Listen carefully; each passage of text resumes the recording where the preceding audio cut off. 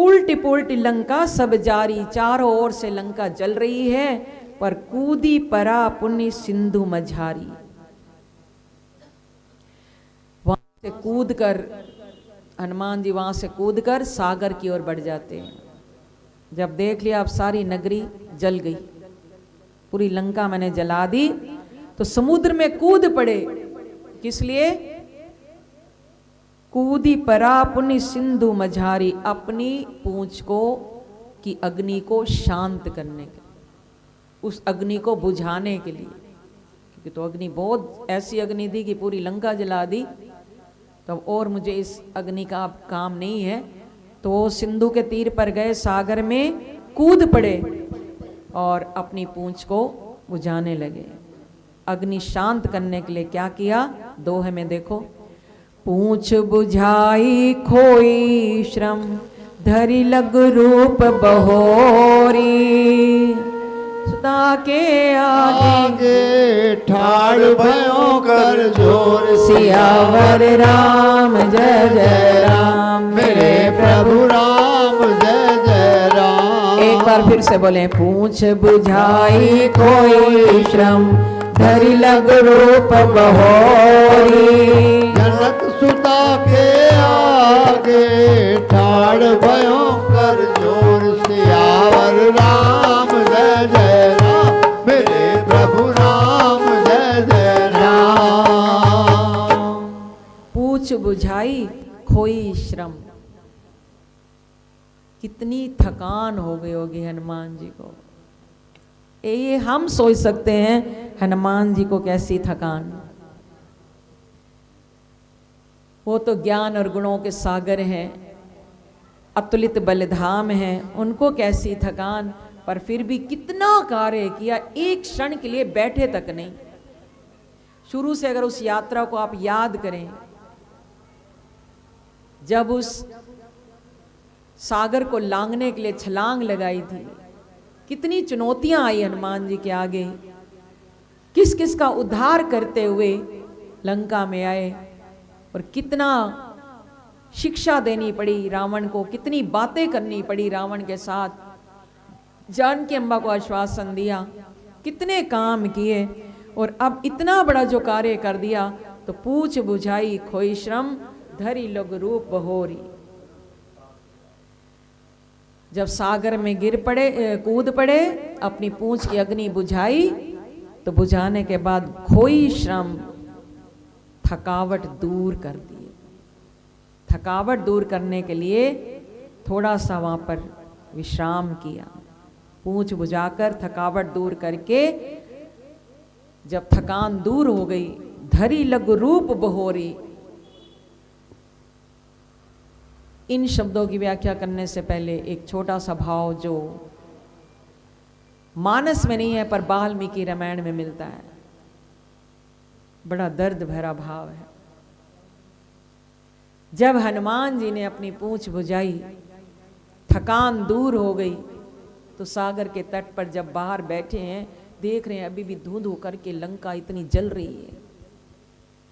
जब उस जलते हुई लंका को देखा, तो अचानक हनुमान जी को एकदम मन में आया कि इतनी आग जल रही है, तो कहीं इसमें मेरी जानकी अम्बा को क्या हाल हुआ होगा, कहीं मेरी मैया को ये अग्नि नुकसान तो नहीं पहुंचा रही होगी, कहीं मैंने सीता मां को तो नहीं जला दिया। हे विधाता, ये क्या कर बैठा मैं, ये मुझसे कैसा अनर्थ हो गया। मैं तो प्रभु का संदेश लेकर आया था, अपनी मां की खोज करने आया था, और मां जानकी जी का संदेश वापस लेकर जाना था। अगर इस अग्नि में मेरी मां भी नहीं बची होगी, तो मेरे जीवन को धिक्कार है। मैं कौन सा मुख लेकर जाऊंगा श्री राम के पास। हे प्रभु, ये मैं क्या कर बैठा, वही मेरा वानर वाला ही स्वभाव हो गया ना। मेरा वही चंचल स्वभाव ही हो गया।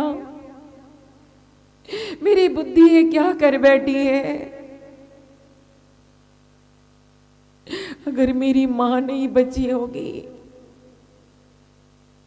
तो हे मां, ये पुत्र भी आपका यही प्राण त्याग देगा। ये हनुमान यहां से वापस नहीं जाएगा। मैं अपने प्रभु को अपना मुख नहीं दिखाऊंगा। ये कैसा अनर्थ कर दिया मैंने। तो हनुमान जी के नेत्रों से अश्रु छल छल करके बह रहे हैं। जो प्रभु का कार्य करने के लिए आए हो, देखो, और इतनी बड़ी बड़ी चुनौतियों से लड़े हो, और आज एकाएक उनको लग रहा है कि जिनकी खोज करने के लिए मैं आया, मैं उनसे मिल भी लिया, उनका पता भी लगा लिया, और आज उन्हीं को मैंने संकट में डाल दिया। तो ये हनुमान भी नहीं बचेगा। हे प्रभु, मुझे क्षमा करना। मैं इसी सागर में डूब कर मर जाऊंगा, पर आपको अपने मुख नहीं दिखाऊंगा। तो हनुमान जी अपने प्राण त्यागने को तैयार हो गए। सागर में जैसे डूबने के लिए तैयार हुए कि मैं इन प्राणों का त्याग कर दूंगा, तो उसी समय देवी देवता आकाश से पुष्पों की वर्षा करते हैं और एक आकाशवाणी करते हैं। उस आकाशवाणी के साथ हनुमान जी पर पुष्पों की वर्षा हो रही है, और आकाशवाणी में देवी देवताओं ने कहा, हे हनुमान, ये क्या करने जा रहे हो? तुम तो इतने ज्ञानी हो, ज्ञानी नाम अग्रगण्यम, ज्ञानियों में सबसे आगे तुम हो हनुमान। तुम ये कैसे भूल गए कि सीता मैया स्वयं अग्नि स्वरूपा है? एक अग्नि भला अग्नि को कैसे जला सकती है? इसलिए आज हम तुम्हें आश्वासन देते हैं हनुमान, जिस बात का तुम विलाप कर रहे हो, हम तुम्हें ये आश्वासन देते हैं, सीता मैया बिल्कुल सुरक्षित है। अशोक वाटिका का एक पत्ता भी नहीं जला और बिल्कुल सुरक्षित वो विराजमान। जब हनुमान जी ने ये आकाशवाणी सुनी, पहले तो विलाप के अश्रु थे, अब खुशी के आंसू आए। उनका हृदय गदगद हो गया, कृत्य कृत्य हो गया कि हे विधाता, मैं आपका बारंबार धन्यवाद करता हूं कि मेरी मां सुरक्षित है। मैं किन शब्दों में आपका शुक्रिया अदा करूं। हे अग्निदेव, मैं आपको भी प्रणाम करता हूं। तो आकाशवाणी सुनी उस समय देवताओं ने, क्योंकि बहुत बड़ा कार्य किया था, सभी देवताओं को मुक्त किया। यहाँ ऐसा मानस में नहीं लिखा, पर बहुत सारी रामायण है जिसमें ये मिलता है। लंका जलाने से, जब लंका जला रहे थे हनुमान जी, तब पहले देवी देवता जो हाथ जोड़कर खड़े थे ना रावण के दरबार में, और यमराज मृत्यु के देवता सिराने बांध कर रखा हुआ था रावण ने, उन सबको रावण की कैद से मुक्त किया हनुमान जी ने। नवग्रह बंदी थे, शनि देव को बंदी किया हुआ था, तब सबको रावण की कैद से मुक्त किया और उनको मुक्त करके आजाद करके भेज दिया अपने लोकों में, और तब लंका जलाई। तो अब तो हनुमान जी को ये लग रहा है कि मैं जल्दी से जाऊं अपनी मैया के पास। अपनी आंखों से मैं देखना चाहता हूं कि मेरी जानकी मैया सुरक्षित है। तो पूछ बुझाई खोई श्रम धरी लघु रूप बहोरी। दोबारा से अपना छोटा रूप बना लिया और जनक सुता के आगे ठाड़ भ्यों कर जोरी।